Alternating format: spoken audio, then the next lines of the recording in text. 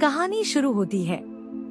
एक छोटा सा गांव था, मिट्टी के कच्चे रास्ते, झोपड़ीनुमा घर और हर चेहरे पर संघर्ष की झलक। उसी गांव में रहता था एक 5 साल का मासूम बच्चा, अपनी माँ, पिता और बड़े भाई के साथ। परिवार बहुत गरीब था, लेकिन एक दूसरे से गहरा प्यार करता था।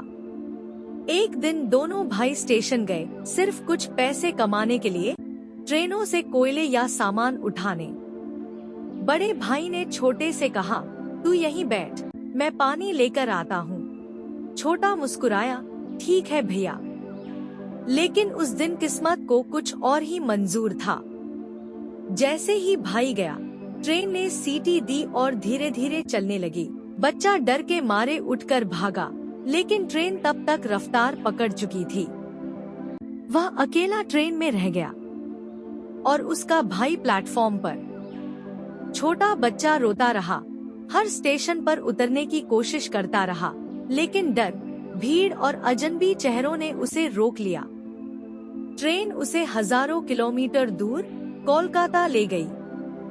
नई जिंदगी, नई जंग। कोलकाता स्टेशन की भीड़ और शोर के बीच वह बच्चा बस एक कोना ढूंढता रहा, जहां उसे कोई डांटे नहीं, कोई मारे नहीं।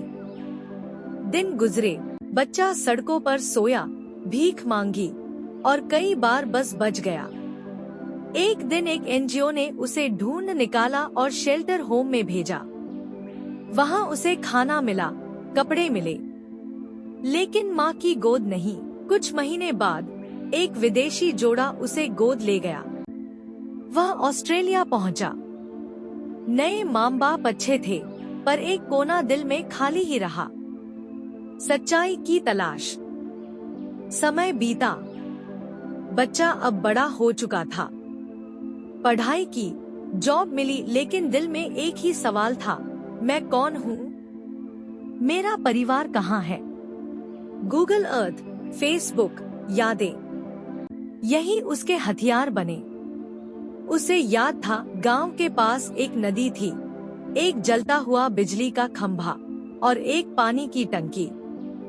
गूगल अर्थ पर हर दिन वह उस नजारे को ढूंढता रहा, और एक दिन उसने वही पानी की टंकी देखी। दिल की धड़कन तेज हुई।